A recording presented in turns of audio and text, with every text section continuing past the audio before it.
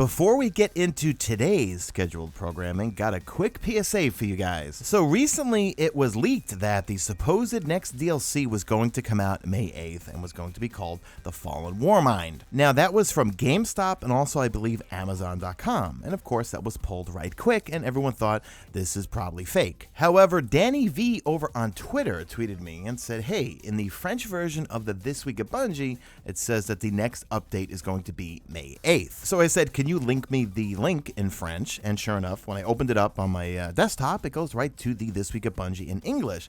However, not on my phone. So I simply opened it up, and then I took that final quote from Cosmo, and then I put it into the wonderful thing we have called Google Translate. What does it say? Well, I'll tell you what it does not say. It does not say the same thing when you view it on the English site. So it says, we are far from having reached the final version. Many changes are planned for Destiny 2. This is just another step. The next is scheduled for May 8th. So I don't understand why it's different when you view the English site, but then when you go to the French site, it clearly says the next is scheduled for May 8th. It says it in French, obviously. So is May 8th the next update, 1.2.0, or is it going to be when the next DLC hits? Right now, we don't know. Just wanted to let you guys know, so let's get into today's video.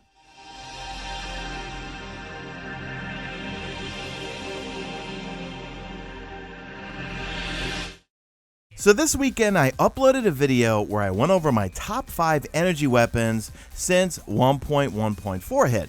Well, a number of you guys in the comment section said, hey Mesa, do the top 5 kinetic weapons that you're enjoying right now since 1.1.4, and that's what we're going to do in this video. Now, if you didn't catch my previous video, I will link it and annotate it in the description, but the premise was new weapons that I have not used in a very long time are viable now because of 1.1.4 and are a lot of fun. We're putting in a fun factor in our criteria here in terms of these weapons we're choosing. Also, this is just going to be for PvE, and we are excluding a few things like we did in the other video. We're excluding exotics and we're excluding no-brainers.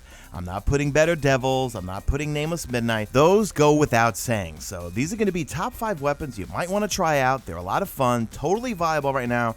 And I was really shocked at what my number 1 pick was because this thing was sitting in my vault for a very long time. I dusted it off and I was like, wow, this thing is really good. Without further ado, let's get into it. Coming in at number 5, we have the Iron Banana hand cannon called the Steady Hand.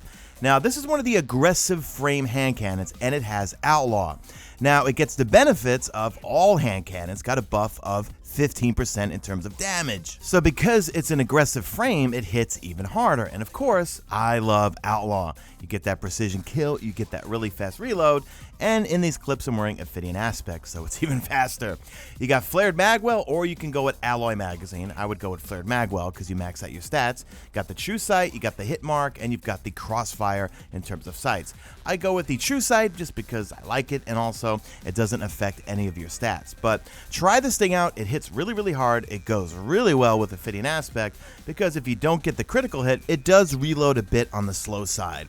It's also worth noting that I did compare this to the True Prophecy, the future war called hand cannon with timed payload. Now, this is the only weapon we know of that has timed payload where projectiles attached to enemies explode after a short delay. Now, they did change up timed payload a little bit in the last update. They split the damage 55-45. So direct hit's going to be 55. The explosion that's right after is going to be 45. And True Prophecy is a good hand cannon, but man, I like Outlaw, okay? I'm a panic reloader, and anything that's going to reload a high impact aggressive frame hand cannon, hey, it's going to be on my list. Coming in at number 4 is going to be the Garden Progeny 1. This is a scout rifle that you forge with Brother Vance.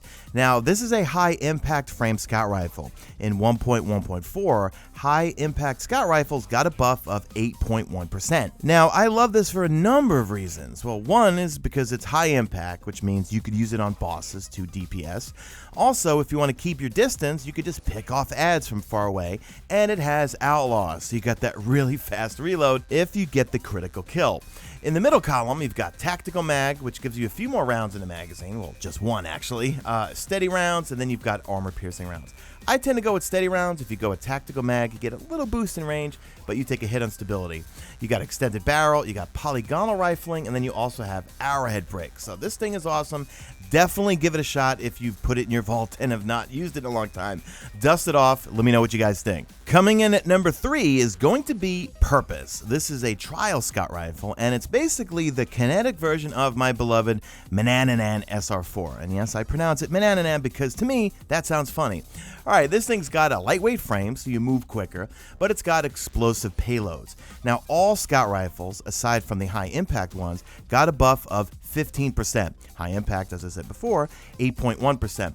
So you got a 15% buff in terms of damage. You've got explosive payload, which I absolutely love. In the other columns, you've got slide shot, where sliding partially reloads this weapon's magazine and temporarily boosts range and stability, or hipfire grip. I just go with hipfire grip because a lot of times I get close to ads and I'll just hipfire them. You got extended barrel, small bore, and fluted barrel. I rolled mine as a masterwork to get range out of it. So this thing is absolutely awesome. It's a replacement when I don't want to use my Manananan for my energy slot and want to use something else like a pulse rifle, auto rifle, or hand cannon. But to be frank, guys, I really haven't been using auto rifles at all since this update. It's not that they're bad, it's just that there's so many more options that, well, maybe better, but are more fun. Coming in at number 2 is the West of Sunfall 7. Now, this is a weird one because the main perk in it I wasn't using at all, probably because I have a Ophidian aspect on, which you'll understand in a second here. This is one of the weapons that you forge with Brother Vance with the Curse of Osiris expansion. Now, this is a precision frame hand cannon. So all hand cannons got a buff of 15% for damage, but the precision frame hand cannons, they got a buff in precision damage of 6.6%.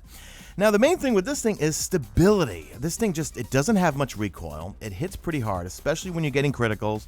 And of course, I don't get them a lot because I have terrible aim. But the main perk is auto-loading holsters. So when you stow the weapon for a little bit, it's going to automatically reload. So if you're in a bad situation, you run out of ammo, just switch to your energy for a couple seconds, and then it will reload itself. In the middle column, you can go with accurized rounds, extended mag, or high caliber rounds. I tend to go with high caliber rounds because I like to stagger things. For your sights, you've got your crossfire, you've got your steady hand, and you've got the sure shot.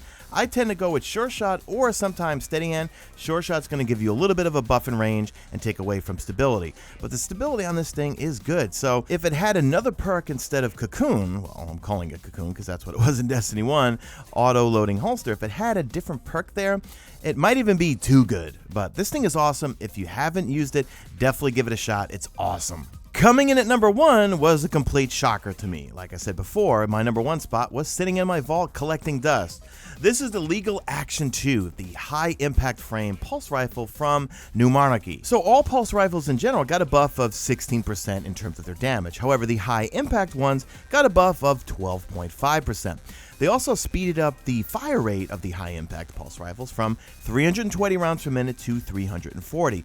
But this thing just shreds because you get that buff to damage, but you also have one of the greatest perks in the game, Rampage. So you've got Rampage, you've got accurized rounds, and you have high-caliber rounds. Once again, high caliber, always good for staggering, but Rampage combined with the buff to damage, this thing just absolutely shreds.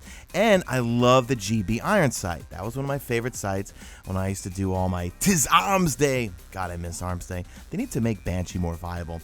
When I used to do Arms Day, that was one of my favorite sights, the GB Iron. But you could also go with the SC Hollow, or you got the LD Watchdog. So hopefully you have this thing because you pledged allegiance to No Monarchy, or you took the L that one faction rally and paid the 50,000 Glimmer. But then again, they started adding this to the loot pool for New Monarchy. So absolutely love this thing, and that's going to do it for this video, guys. Let me know in the comment section, do you want me to do a top 5 power weapon video? You know, right now, I got to be frank, guys, I'm mainly just using the sniper, the Nightfall Strike sniper, the silicone Neuroma, which I think is awesome. I'm not very good at sniping, but it's a really, really good sniper. And I'm using linear fusions, I'm using shotguns. I mean, they buffed everything to give us choices. And I mean, I'm still using my rocket launcher, of course, but it is nice to have options. And I miss using snipers for DPS on bosses. So anyway, that's it, guys. Leave me a hashtag made it to the end if you did make it to the end. And do me a favor, drop a like in this video only if you see fit. Follow me on the Twitter at Mesa Sean. Check out my stream, usually and always on YouTube. And that's it. I'm out of here like Vladimir.